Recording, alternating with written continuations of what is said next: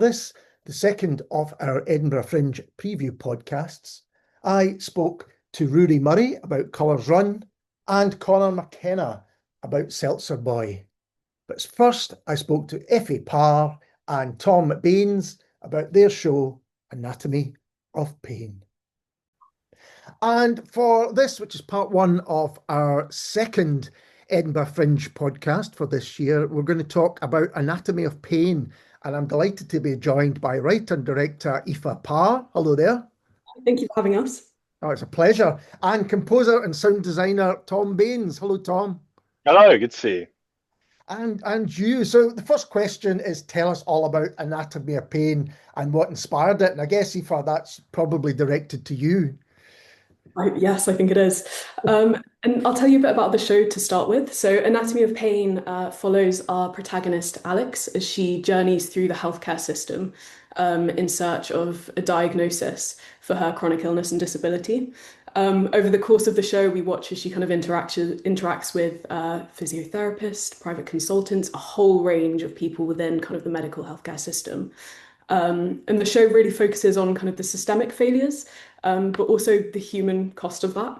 You know, we watch someone lose their sense of identity, their personal relationships shift and change as a response to it. So it works on two levels, both political and kind of personal. The show itself is incredibly personal. It's biographical. So I've written it from my experience. I first got ill when I was about 15. I'm now 24. So that's 8 years worth of going through the systems in search of an answer and treatment. And the show's kind of a reflection of that experience. What it really seeks to do, I think, is try and articulate the subjective experience of that process. It's all about the kind of conflict and internal struggles that come with fighting a system that doesn't always advocate for you. So it works on, it's very personal and feels very apt, particularly now at the moment with the issues in the healthcare systems. No, it does seem to me that often the most personal stories are the ones that create the greatest empathy in audiences. I don't know if you agree with that.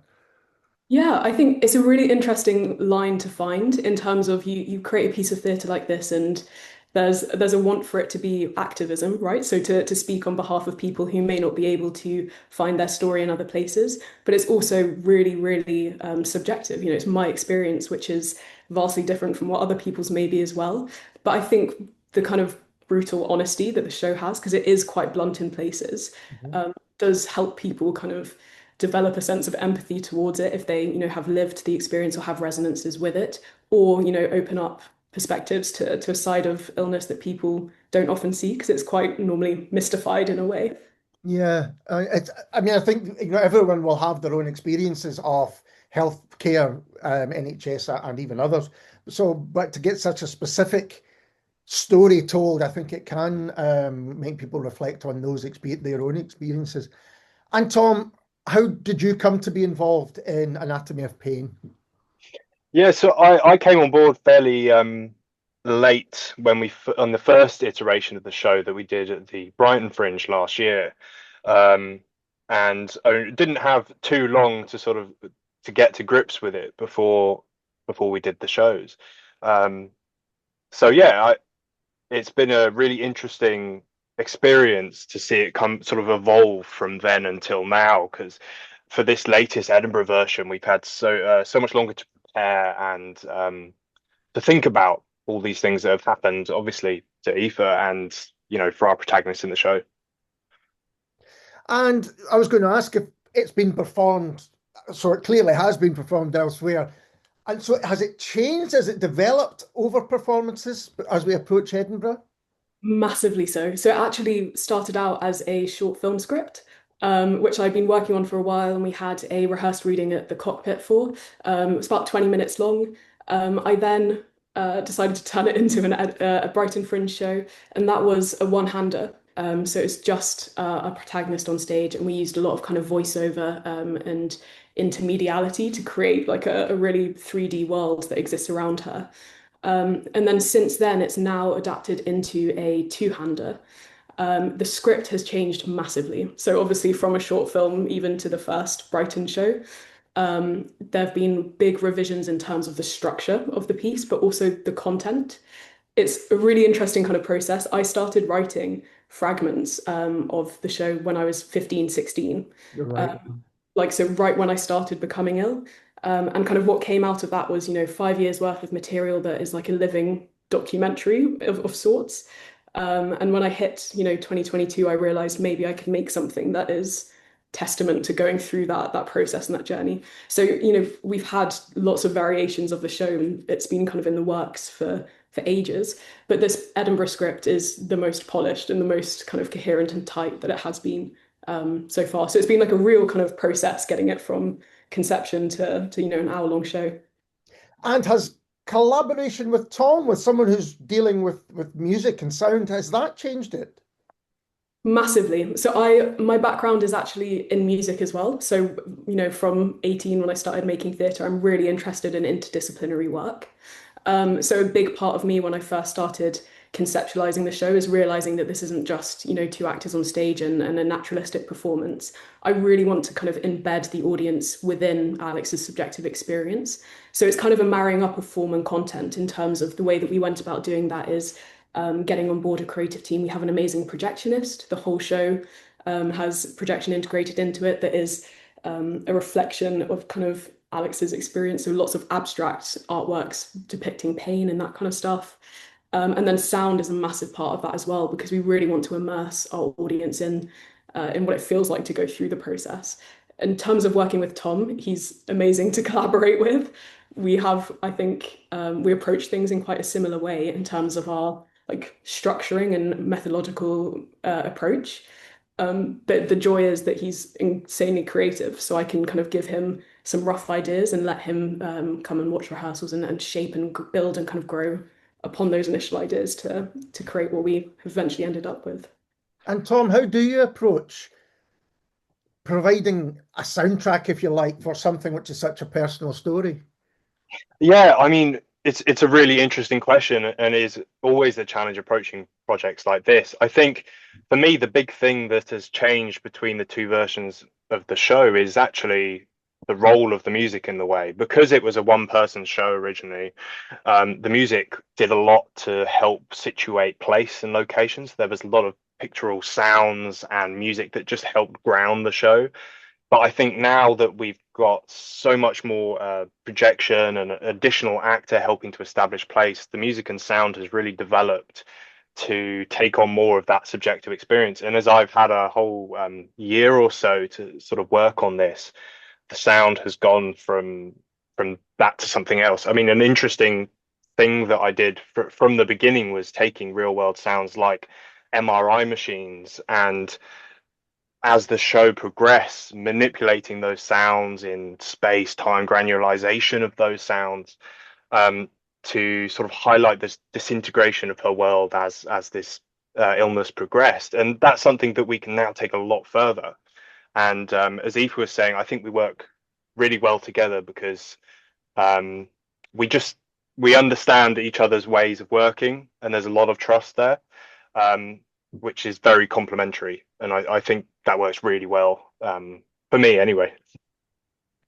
And in terms of audiences, you've touched upon it a little bit, and without giving away any spoilers, what can audiences expect when they come to see the show? From my perspective, Yeah. there's a really heartfelt kind of narrative that's performed. There's stunning kind of visual language. We use projection as a kind of another actor on stage, so it's really integrated into the piece. Amazing sound design that is at times claustrophobic intentionally. It's not an easy watch, and we didn't want to create something that is a romanticized version of what being ill looks like and the frustrations that come with that. So it's definitely intense in places, but with that comes, I think, a real sense of being immersed within someone else's brain in a abstract way of saying it. Don't know if you want to add to that, Tom. Well, yes, I mean, I agree, and I think the sound very much helps to sort of expand and contract the world that we're putting the audience through. Sonically, there are moments, as you say, where it's sensory kind of overload. It's almost crushing, and to contrast with moments where the world expands and we're sort of back in the real world, we're back in the present. And I think all the elements sort of come together to help achieve that. It is not easy to watch or listen to, but that, as you say, that is the point, and it's those moments of contrast that I think make it so powerful. And are you playing live, Tom? To a certain degree, yes. So most of the material has all been pre-recorded, and some of it is voiceover from the actor that's manipulated, some of it is sound. But yes, I am interacting with the performance on stage. So I have all the electronics set up on various controllers, and I'm manipulating that in response to how the actors and the flow and pace of the production progresses. So yes, in a way, I am performing it live. And Aoife, you mentioned it being claustrophobic, which means that the space is going to be important. So before we talk about that, we should let people know where and when they can catch it. We're up at Edinburgh from the 1st to the 9th of August, and we're with the space at Surgeons Hall in Stevenson's Theatre. Our show starts at 1:50, so a nice afternoon jaunt for anyone who fancies it. It's a lovely time to be doing that. But also, does the space that you're in, that kind of helps create the atmosphere, I'm presuming? Yeah, so we're in I think it's a 60-seater, so a nice kind of intimate venue, which for us works really nicely because, we're going for this immersive claustrophobic piece. It would be really interesting, and there were talks when we first started bringing the project to life about doing it in the round. But actually, for what we wanted to achieve with the integrated projection and everything, the end-on configuration tends to work a little bit better for us. But it should be up close and personal and a really lovely space to be performing in. And does the space affect your role, Tom, in terms of, the sound escape? Yes, to a huge extent. I think the closeness of it is really, really important. Because I can always simulate extra space, and there are moments where we want to turn the space into a much more sort of spacious sounding venue, which we can easily do. But it's really important to have the closeness of sound, particularly on those sort of claustrophobic moments, and that's achievable through this configuration and this sort of venue. So yeah, I think it's ideal for what we want to do, really. So the central character is Alex, is that right, Aoife? Is that... Yes, yeah. And who's playing Alex? We have an amazing actor called Clara who's playing Alex. She came with us from Brighton and Fuse International Festival last year that we did as well. And then we've also brought on another actor who's called Will. And he has the craziest role because he's multi-rolling about 12 different medical practitioners at different points throughout the show, as well as relationships and disembodied voices. So it's a real kind of eclectic setup acting wise. But they're both incredible, really, really lovely to work with as well. And how was it for you to kind of hand your such personal story over to someone else to portray? It was never going to be you, I presume. No, I have crippling stage fright, so there was no chance I was going to get up on stage. It's really exposing, and I've written a bit before, and I have no problem handing over other material. But anatomy was really hard to let go, particularly I think because it felt like I was being seen in a different light. I'm normally very robust and quite, I look very level-headed. So to have something that's really intimate and emotionally raw out there and in the hands of other people is definitely daunting. But I think, it's the curse of writing and directing, and that's just part of the job. And having like a good creative team who are really supportive and really talented actors makes that process a lot easier to transition between the roles. And I guess that idea of a team that supports each other is a really important one as well. Yeah, I mean, the content of the show is heavy. We have trigger warnings for the show, suicidal ideation, reference to suicide, chronic illness, abuse of medication as well. So having a team in which we can kind of sustain and uphold like a nurturing creative space and a safe space in rehearsals is something that's been really integral to our process. So yeah, having a good team on board makes a big difference. And I would like to hear a bit about both of your background in theatre. Clearly this isn't your first piece. Tom, let's start with yourself. What have you done previously? How did you get to this point? Let's put it that way. Yes, so this is actually my first foray into theatre music, really. I've done a lot of installation work. and doing sort of contemporary art performances with sound, and also museum installations, things like that. So that is sort of where I'm coming from. I'm bringing in those skills. I have done various bouts of film music as well, and so bringing those ideas together has sort of enabled me to, I think, bring a new perspective on working with sound in theatre. I'm just finishing a PhD on immersive sound and how we can use immersive sound compositionally, and that's very much influenced the way that I've approached this project. And whilst we're not, we're only using a stereo setup here, there is the way that we're writing with sound and using sound design is very much immersive in its approach. And so that's my background, and that's what I'm bringing to this show, I hope. That's really interesting, actually, that whole side of things, which I think increasingly people are examining. And yourself, Aoife, what's your... Yeah, so I've did my undergrad in English Lit and Theatre. It's quite like a traditional path. I went and did a master's in directing, and then since then I've been working kind of as director in residences and freelancing alongside it. So it's something that I love doing, and I'm lucky that I get to do it all the time.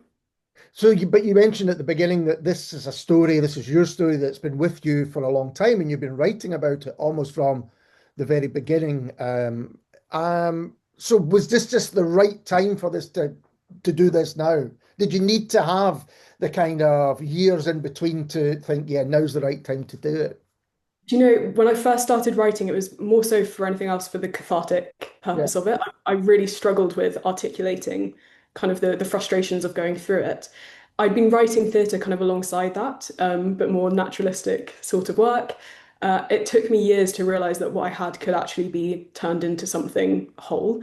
And when I was in the peak of writing it and even, amending it and editing it over this last year, the timing just felt right. And I had a bit more brain space and the actual capacity to sit down and put together all these fragments into something that made kind of a strong narrative. So yeah, took a long time to get there, years, but we got there. And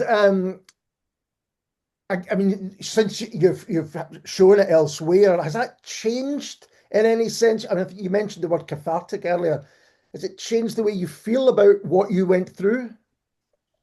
Do you know, it's really interesting because so what I have, there's no cure for. And it's why writing the end of the show was so difficult because there is no kind of final Yeah. story that I could write that has a really lovely wrapped up and neat conclusion to it.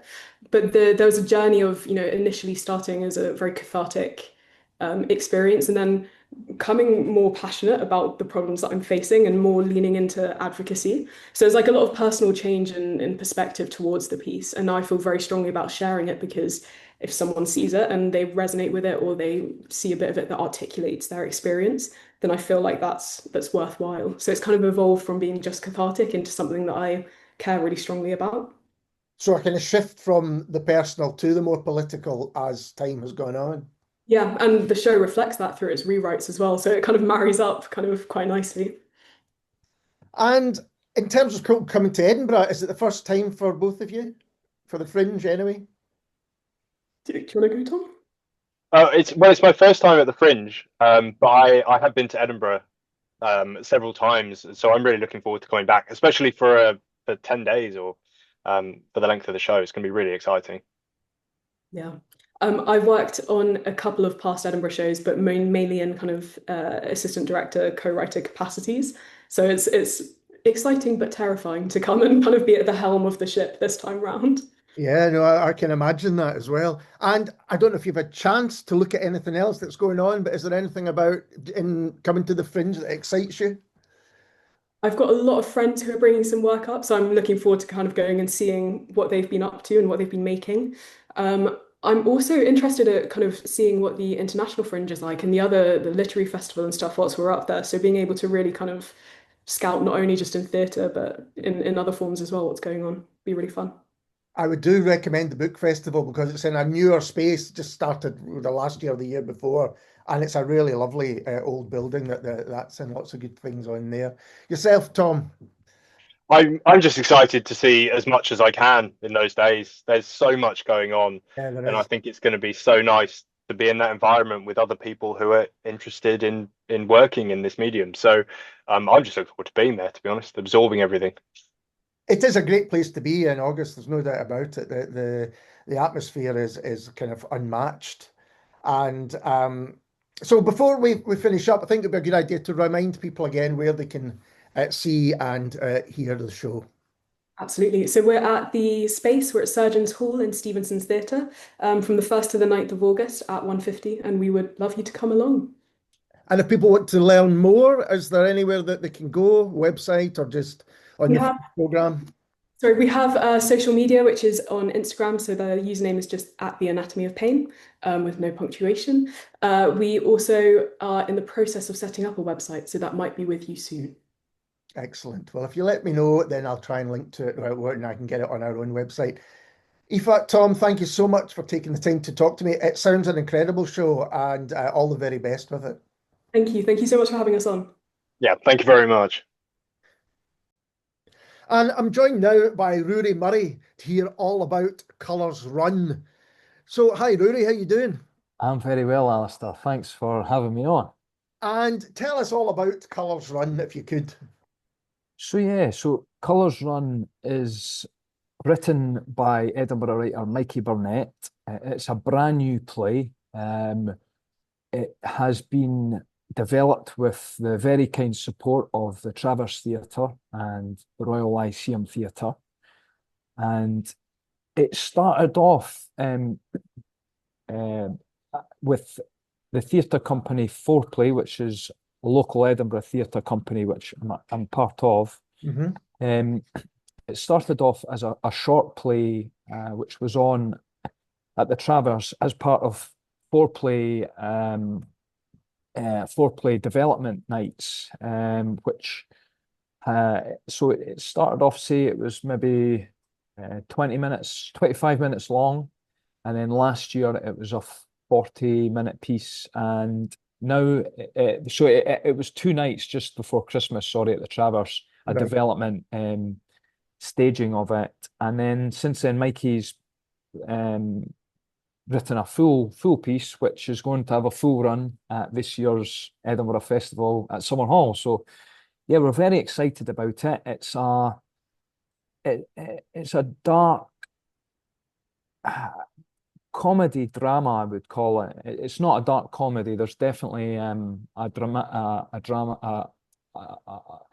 Starts off very funny, I'd like to think, and then it goes somewhere different. Right. And as one of the quotes actually said, it goes down some unexpected alleys where you maybe didn't think it was going one place. And it's billed as it's about a football casual. It's set on Derby Day, a Hibs football casual called Pongo, who I play.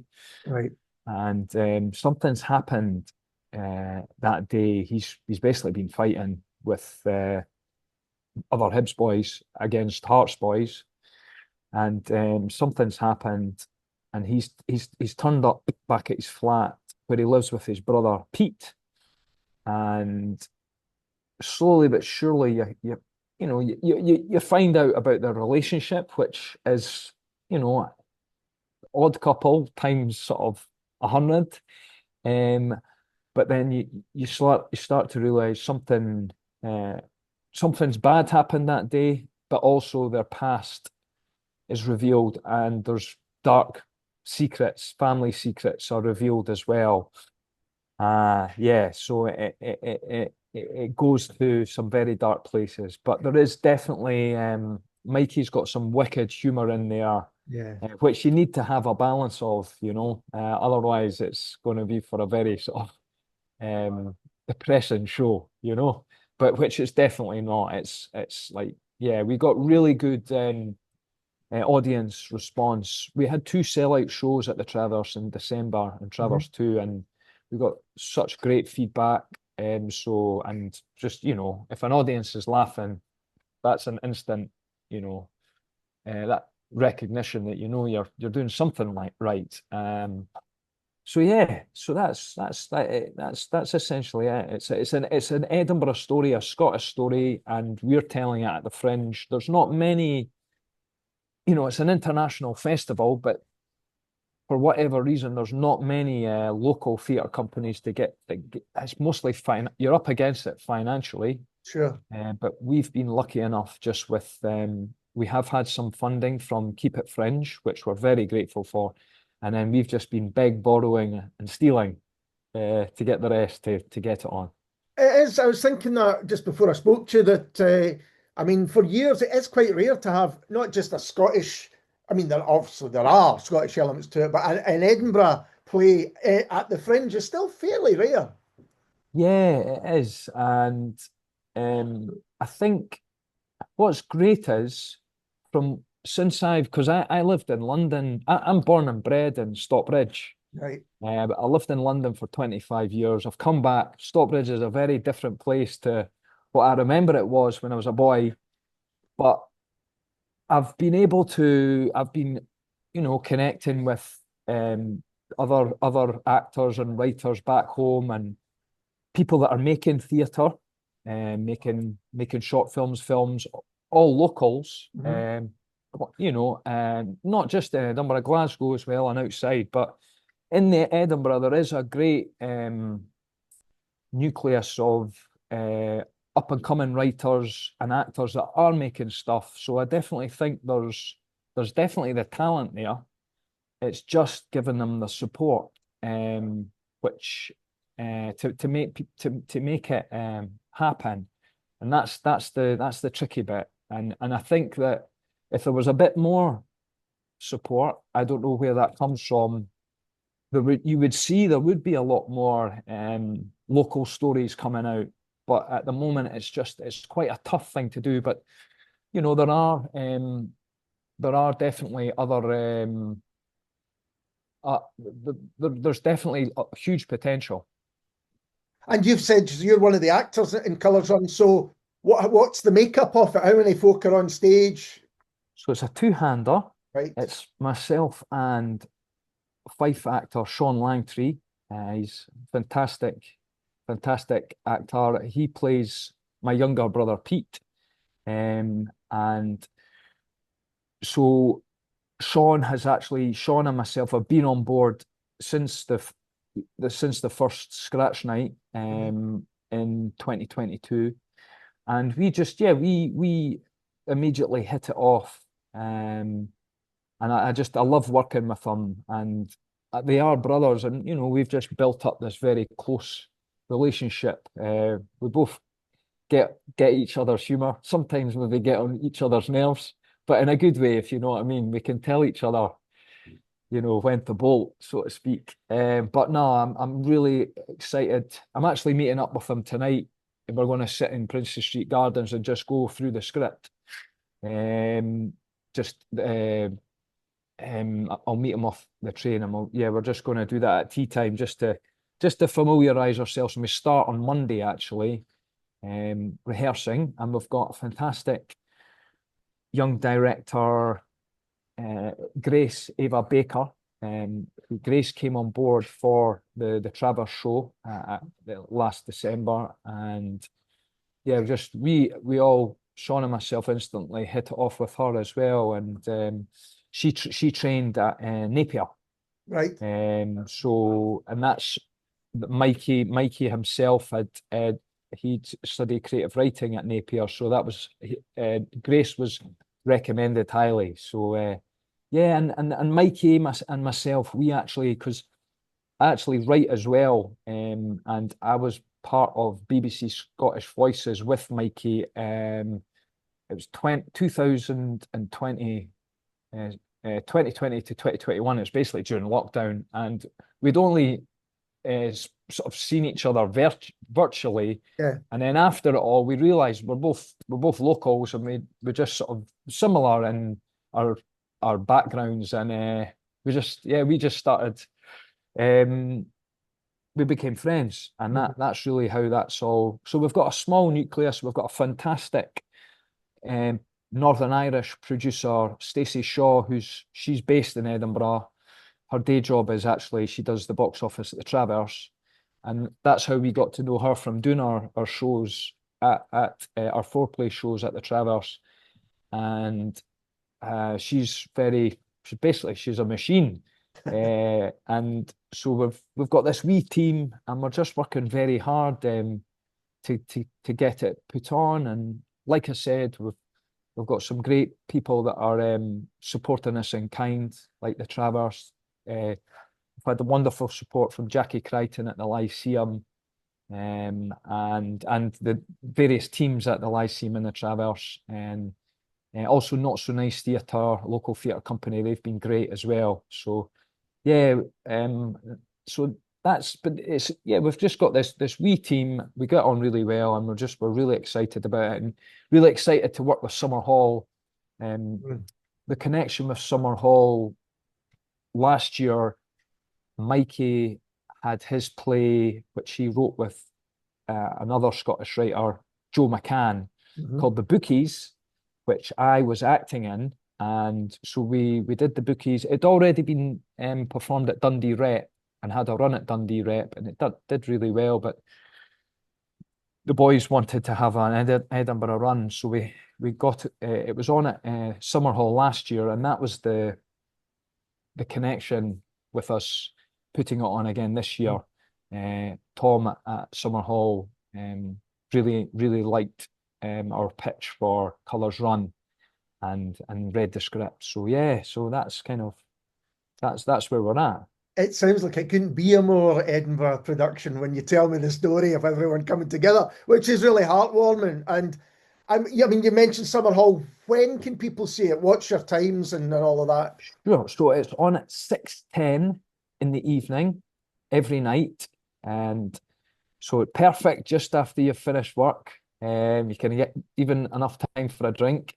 For all the locals that are coming, it's on from the first preview is Thursday, the 31st of July. And I think those tickets they're cheaper tickets for the first preview, and then it goes on to the full runs from the first Friday, the 1st of July. Friday, the 1st of August through to the 25th of August. So I admire you because you're doing a full hardcore run. Not everyone is these days, a lot of people are doing it, which is fair enough. Yeah. But it's good to see that some traditions are still going. Aye, and it's born and bred in Edinburgh, you take the festival for granted, especially when I was younger. Yeah. And then as I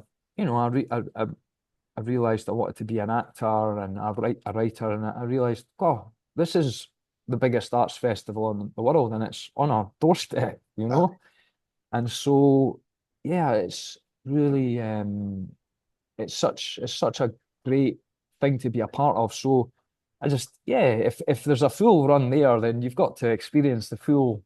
It's what is it? It's all or nothing, isn't it?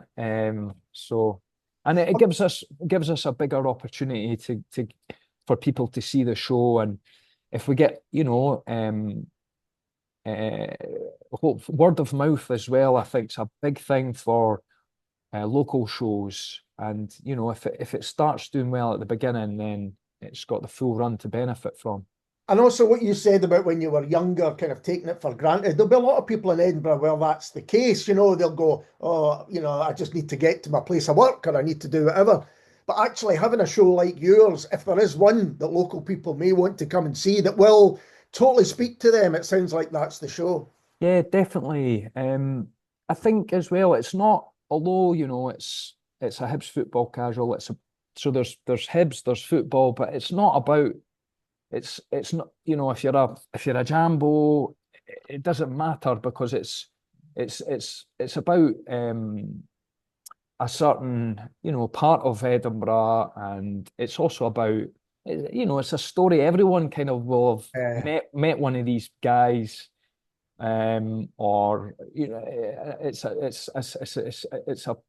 it's something that people can relate to. It's a local story, But and at the same, that kind of family story, that the relationship between brothers, or it could be sisters, fathers, sons. That people will be able to identify with that. Absolutely, exactly. And they say that the personal is universal. And even for people coming from, say, London or abroad, you can see you can see a local story which you might not necessarily see. And what can audiences expect when they come into that space at Summer Hall? What's it going to look like? What's it going to feel like?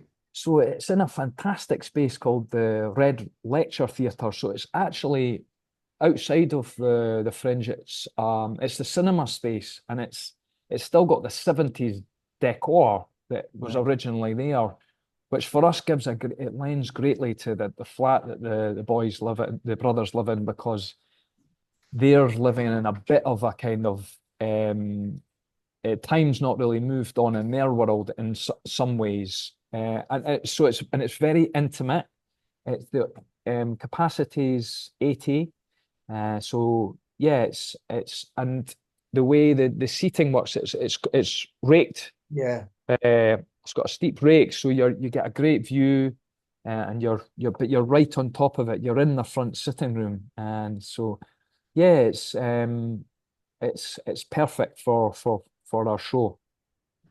And you mentioned that the show's been put on in various lengths and over the years. So you'll have gone away and done other things and come back to it. Has it changed apart from the length and the script getting longer?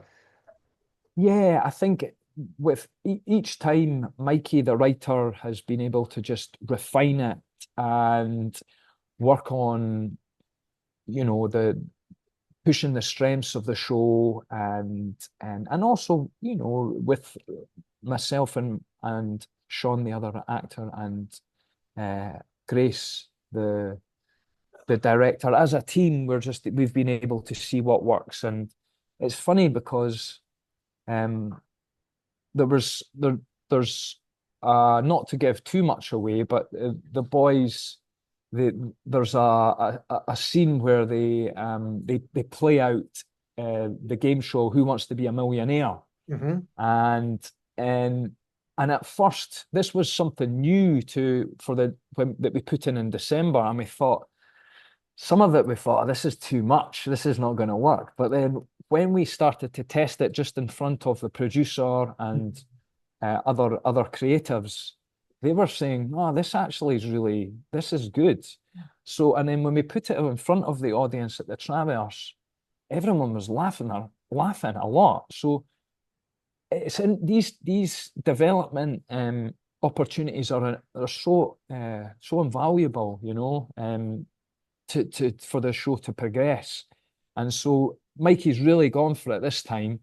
And so the exciting bit is we're going into rehearsals now. There's parts of it we still don't know how, where it's going to go, but that's what makes it alive. That's what makes it theatre. And that's what makes it new. It's still new for the audience to come and see. So we're just as excited as hopefully they are. It's one of the things that makes theatre so special is, I think, you could see not a different show if you went back the other night, but there could be a different feel to it. Definitely. And, in a lot of ways, I mean, going back to football, it is a bit like one game of football is ever the same, and no performance is ever the same.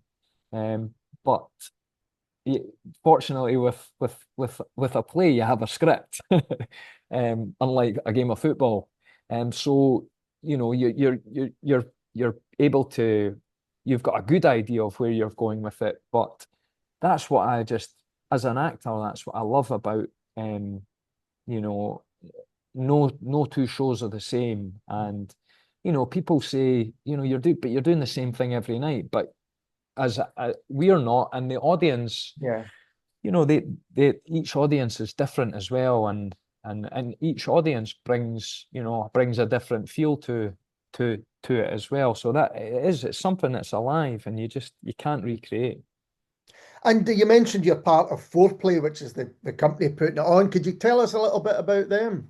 Sure. So Foreplay was actually started by myself, the writer Mikey Burnett, who's written Colours Run, Katie Nixon, and Andrea Mackenzie, two other Edinburgh writers. So there was four of us.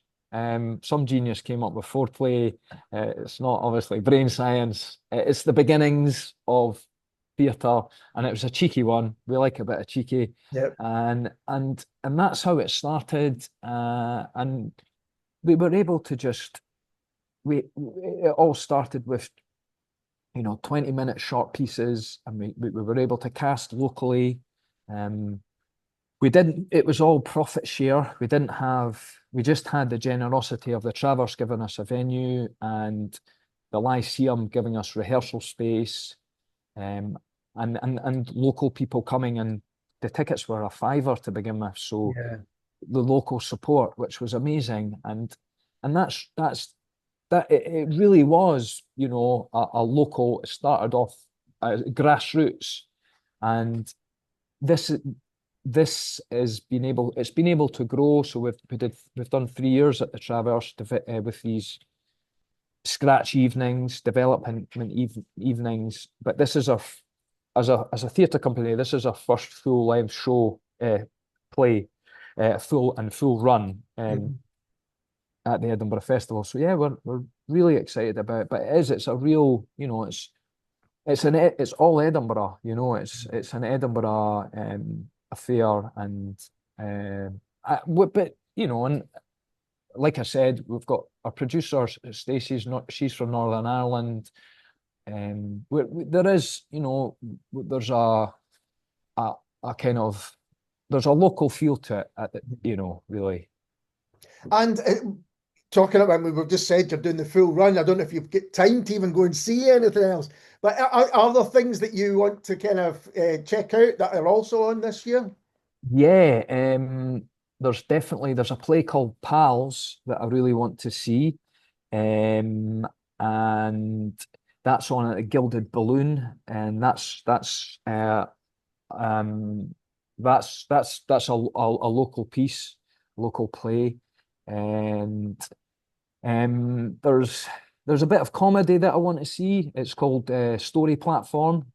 It's a group of comedians, actors, writers, which again, that started at the Traverse recently, and that's produced by TV producers Gemma Rogers and Owen Bell. So, but I've never laughed so much, and that's on during the Fringe as well. So I'm excited about that.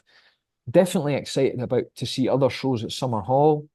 And yeah, just, I love everything about the Fringe. That everything from what's on in the theatre to the street performers, and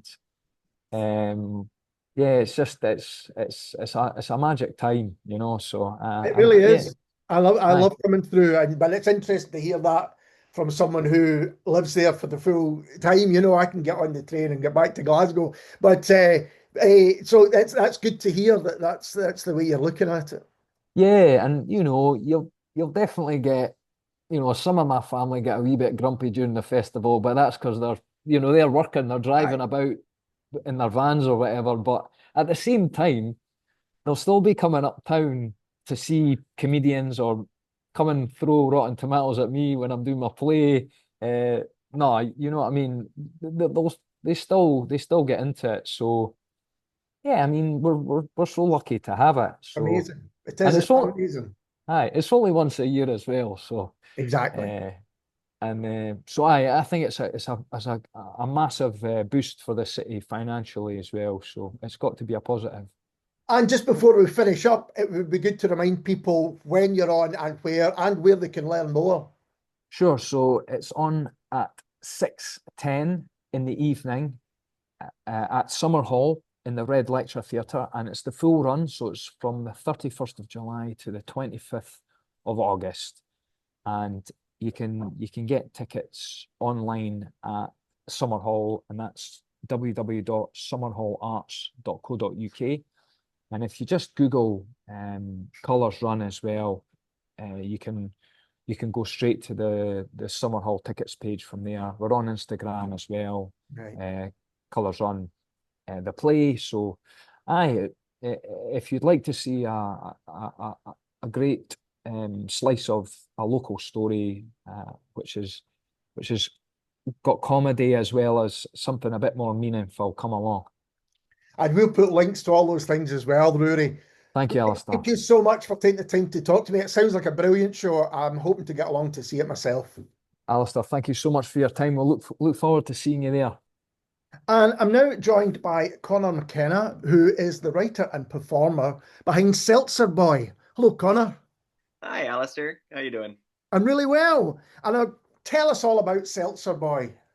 Yeah, so Seltzer Boy is a solo show that I am bringing to this year's Fringe. That is sort of nominally about my undying love for flavored seltzer water, LaCroix, Aqua Libra, that kind of stuff.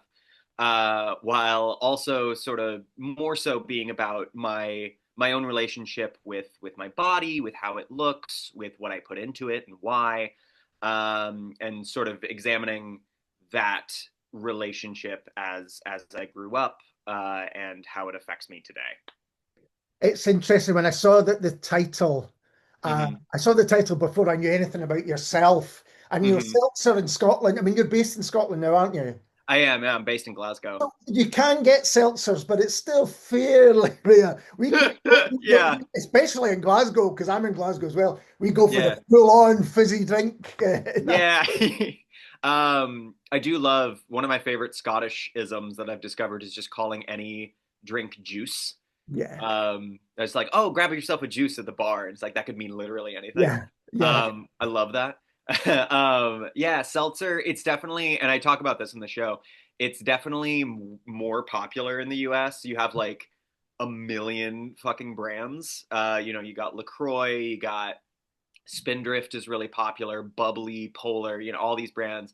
There are like two brands that I found here in the UK. It's Dash and Aqua Libra. I'm not sponsored by these people anyway, No. but we did reach out to them just to see like, hey, do you want to like sponsor us maybe? And they said no. But oh well.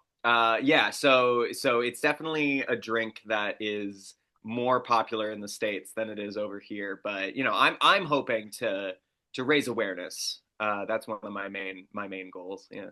The one I know is Aqua Libra, if I was thinking Yeah. a British seltzer. Mm-hmm. But, well, tell us about the inspiration behind the show before we go into it in a bit more detail. Yeah. Honestly, I've been thinking about this show for a while because I've sort of like dealt with issues regarding disordered eating and body dysmorphia I've been dealing with it for a long time, but I only sort of within the last 4 or 5 years sort of like gained a vocabulary to actually like talk about it. Okay. And I know that a lot of men especially either they don't talk about it or they don't understand that that's an issue that they deal with. They think it's either just par for the course or that like everyone goes through this and like but it is like something genuinely that a lot of men either don't talk about or don't know how to talk about. And really I wanted to get my own story out there to sort of like talk about my own experience and in a way that kind of allows people to by seeing me sort of be vulnerable and be honest about my experience, they're sort of like given the space to reflect upon their own experience and maybe their own relationship with their body. And I thought seltzer being sort of like for me a replacement for soda, which like is one of those big like scary, like I was sort of like fear mongered into not drinking it, and so I felt like I needed a replacement, and so that it kind of became like a way in to think about what I put into my body, because that's always been a sticking point for me. But yeah, I think like my main reason for writing it and performing it is really just to like get my story out there so that I can hopefully get other people to tell their own stories, to reckon with their own relationships to their bodies. Just because like I think it's not something that men talk about like ever, and I just want to start to change that. Yeah, I think I would agree with that definitely. And has doing this show and you're saying gaining the vocabulary for yourself to be able to discuss it been a help for yourself? Yeah, I absolutely. I think like within I've always felt like writing is very it's very therapeutic in a way, right? Where like you're able to really like get your thoughts out on paper. And yeah, I think like it by having to think about it almost like like dramaturgically, right? Like having to think about it as like a narrative and as with like an arc. I've had to really reckon, excuse me, I've had to really reckon with where I am and where I was and how I have changed. And I have to think about like, well, where am I in my relationship with my body, and like how has growing up with these certain beliefs and being a certain way, how has that affected me? And I genuinely think that like needing almost like needing not a happy ending, but needing an ending to the play has almost sort of like forced me to like come to certain conclusions that maybe were like swimming in the back of my head, but have never like been put into words. So I've actually found it like genuinely very helpful to write it out and think about it in a structured narrative sort of sense. So on the day when audiences come in, what can they expect? What were they going to be faced with?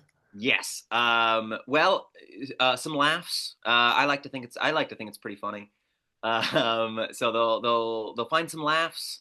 They'll find a lot of talk about Seltzer.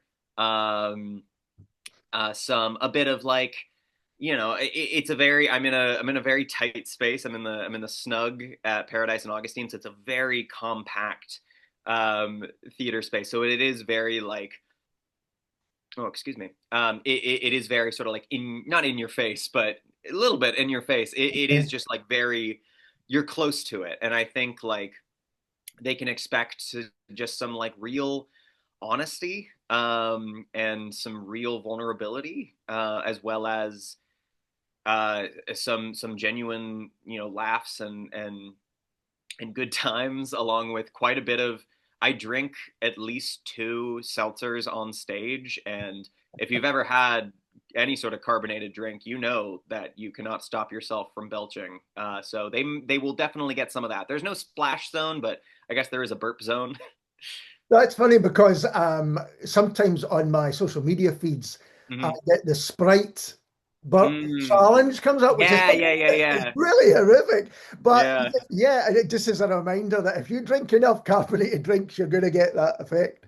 Oh, it will, there's nothing stopping it from coming out. And Absolutely. you mentioned where it's going to be. Could you just say that again so people know and when they can see? Yes, absolutely. So it is venue 152, the Snug at Paradise and Augustine. So it's I think 43 George Ford Bridge. Okay. Um, and it is at 11:20 a.m. and I'm running the first 2 weeks of the Fringe. So that's August 2nd to the 16th, and I'm off the Sundays. So that's the 3rd and the 10th. So there are 13, I think, if my math is right, 13 performances. And you mentioned it's a small space, but in my experience, sometimes those small spaces can make for the best theatre in the Fringe Mm-hmm. because it is that intimate. Yeah, no, absolutely. It is an intimate space, and I think because like, and I think it works for my show because it is a very like intimate story. We were specifically looking for somewhere that wasn't like huge, not just because like, worrying about filling it, but it kind of requires you to like really be upfront with the material. And if you can't really hide from it in the Snug, which I really enjoy. And it also, I'm trying to get better at eye contact, and that's something that being in this venue is really helping me with. And can you talk a bit about the process of putting the show together? Where do you even begin when you're putting a show like this together? God, right? So I wrote the show last year, and I performed a section of it at a scratch night here in Glasgow at Nice and Sleazy. So I Right. performed like a 20-minute excerpt from it, and I was just randomly paired together with my director Greg Andrew, and we were just randomly paired together, but we got on really really well. And so he and then my producer Kelsey Sullivan, we started talking, and they were kind of encouraging me to like think about Fringe, and And so back in January, we were like, all right, we're doing this. So it started with, we did like a GoFundMe, like a Kickstarter campaign to raise money. And we were very, very lucky that so many people were so generous. And, we have a really lovely network. So we were able to get funding. And because of that, we were able to get, the venue. And so it's been a lot of, since then since then we were more focused on like logistics, fundraising, all that, but recently we've started rehearsals. Sure. And so that's sort of meant like we've been going through the script, fine-tuning it, making it as as tight and as clear as possible. My producer Kelsey also is quite an able dramaturg, so she's really helped me fine-tune the script. And Greg is so great with his background is in like film and comedy as well as theater, so he's been great with utilizing sound and visuals, and he's really great about like fine-tuning like comedic bits and timing and like just how to make it like even funnier. So it's been a really, really great collaborative process where I have my piece, but obviously like the piece would not be where it is or what it could be without like my team behind me. So I'm really, really lucky, and it's been just a great process of everyone sort of pitching in and like giving ideas and feedback, putting their own sort of like voice and passion into it. So it really is like, and there's only 3 of us, but it still feels very collaborative. And it's nice because there aren't like, 8 or 9 people sort of like, it's nice that it's a small team, because that way we can really hone in and the conversation can be really focused. And that you said you were paired with the director and the producer. So how did that come about? Do you have to send your idea or your script to someone? I mean, what's this? Yeah. So the scratch night that I was a part of, I just like submitted the script, and Right. Okay. What was that? Okay, I didn't. That sounds Oh yeah, interesting. Yeah. yeah. So there are a lot of great scratch nights in Glasgow. And so this one I just submitted the script to, and I was like, hey, I'm the performer. Here's what and the people running it paired me with a director. And Kelsey is so Kelsey is my partner. We've been together for a while, Right. but she is also a very able producer. She brought a show to Fringe last year. She brought a show that she wrote, and she also produced, and I helped with. I did dramaturgy for that show. So she really believes in the project, and then Greg got on board, and he just totally like, he understood the vision. He really, his sensibilities really overlapped with mine in terms of comedy, but also like talking about mental health and more sensitive topics. So he's able to like thread the needle in that way that not a lot of I feel like not a lot of directors can as easily as he does. So it's been, yeah, we were honest. It was legitimately, I'm sure like he submitted like his own like resume, right, to this scratch night, so they had like a pool of directors, and then they did essentially like a matching matching system.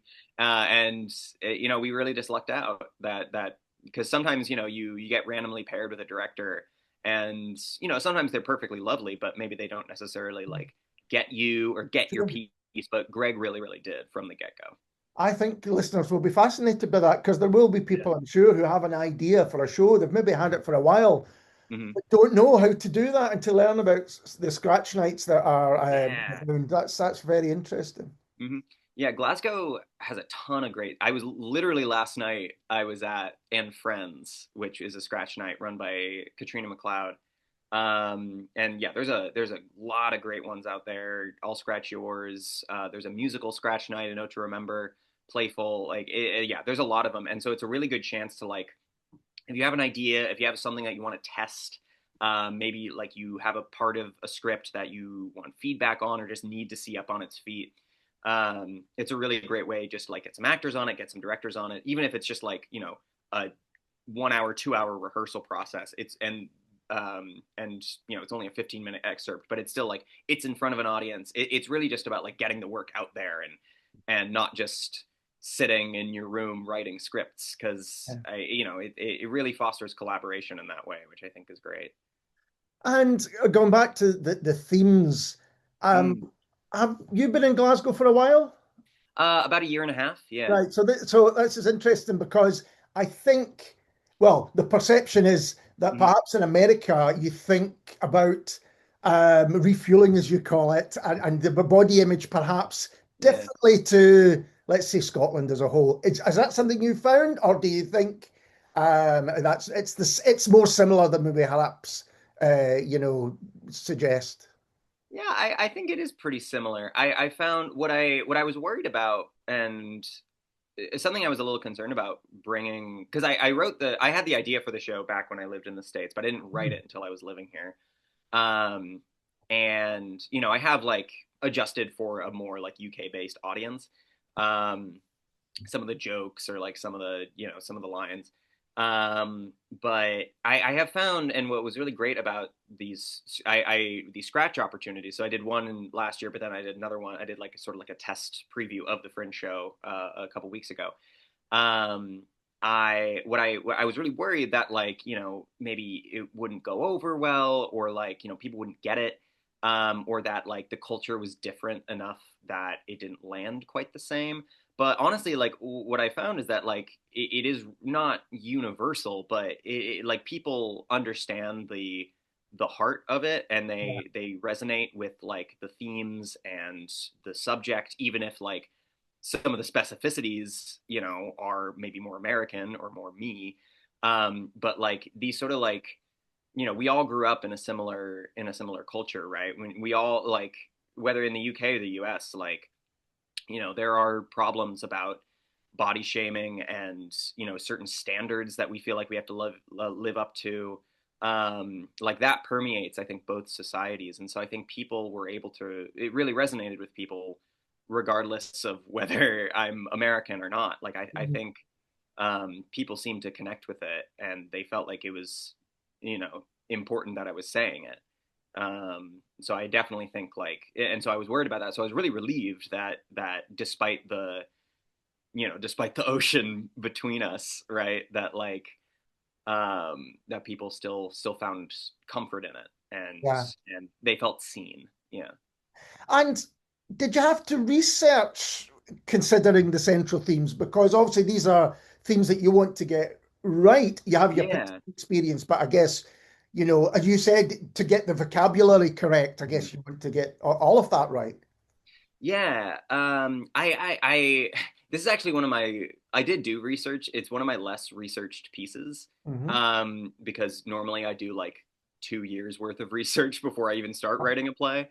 But no, I did, because I did really want to like, you know, I wanted to make sure that, you know, I wasn't perpetuating anything, right? Or like, I wasn't playing into anything that might be harmful. And I think what is nice is that, and what I found is that because it is so personal to me, that I needed to do less research, and it cut right, like it being so personal and fairly autobiographical, right? It comes with its ups and downs, right? Like I felt like I had to do less research because it is just like, well, this is what I went through, like, and it sort of like it like combined research that I had done previous in my life, just completely different from this play itself, because I've written about this or like similar topics, especially stuff like body dysmorphia.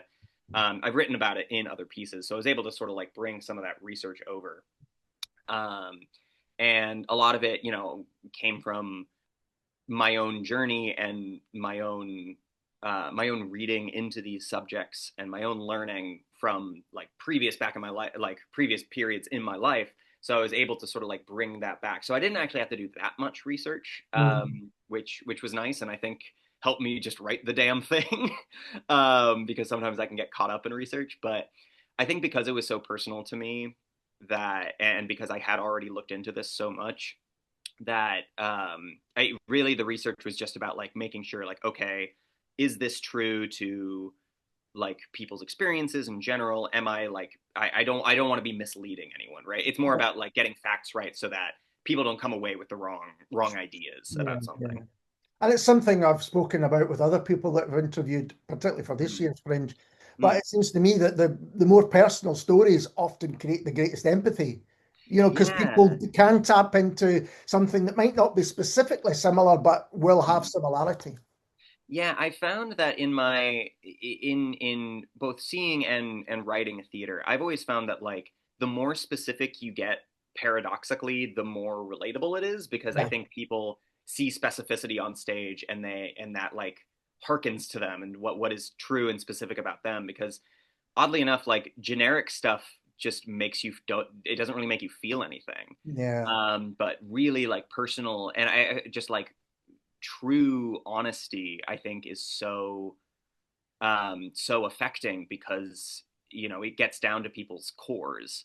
Like that's what's deep within people, and I think being able to bring that out is so important. And I think like every great piece of art has it, even if it's not like super personal on the surface or autobiographical, right? Like it still has that like really important core of truth and vulnerability that the artist is putting themselves into, even if it's like, a period piece or, a sci-fi piece about aliens or whatever, right? Like it still has some sort of like personal, important truth to the person making it. And I think that's what makes it truly great. Yeah, I think you're right about that. What are you looking forward to in Edinburgh apart from doing your show? Are you excited to see other things or just to be there? Yeah, no, I'm really excited just to be in the city.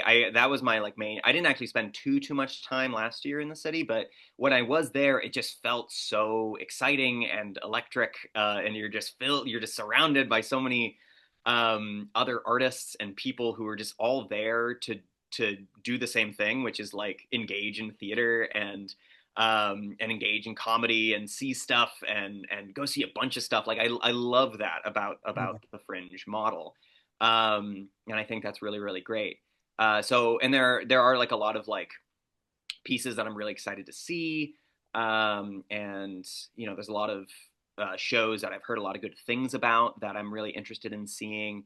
I'm also excited just to like stumble upon stuff, right? Like I have shows that I'm definitely planning on seeing, but I'm also like I want to build time in for my schedule to just like I don't know, like throw a dart at a board, right? Because I think that's what's so great is that like no matter what you go see, maybe it won't be great, but like just the fact that you're seeing so much, the entire experience is so much fun because yeah, you'll probably see something terrible and you might also see like the best thing ever, but either way, like it's only like 50 minutes to an hour and a half. So, and so I think that's really great. I love just the volume and I love how many artists there are and how many shows. Like I think that's just so fun and so exciting. No, absolutely. I think some people often, if they've not been to the Fringe before, or perhaps even if they have, it can be overwhelming the amount of Yeah. choice. But actually, if you embrace that and just say, I'm going to try something completely new, I'm going to go to this venue I didn't even know was a venue, and it Yeah. would be in September, but I'm going to go and do it. I think that's right. Yeah. No, yeah. I think it's one of those things where it's like sometimes you're somewhere or you want to like so you're worried about FOMO or like I didn't miss or I want to see as much as possible, but like I think there's almost so much stuff that like no one's seeing everything, right? No, it's not like Disneyland or it's not like a theme park where you can No. like effectively maximize like your route and like okay, this is how to maximize the amount of rides we go on, right? Like no, like no one is able to like maximize Fringe. Everyone has a unique experience, and I Exactly. think that's so great. Yeah, Yeah, everyone's is different. And I think exactly. that is fantastic. Hmm. Connor, thank you so much for taking the time to talk to me. Yeah. Before we finish up, we should let people know again where and Mhm. when you can see the show. Yes. So it is at Snug at Paradise and Augustine's, venue 152. It is at 11:20 a.m. We are running from the 2nd August to the 16th August, and we're off the 3rd and the 10th. So the Sundays we're off, but every other day in the first 2 weeks we are on. Fantastic. Well, all the very best with it, and it's been great to Thank you. talk to you. Thank you, and thank you so much for giving me and having me on and giving me the chance to talk about it. It's an absolute pleasure.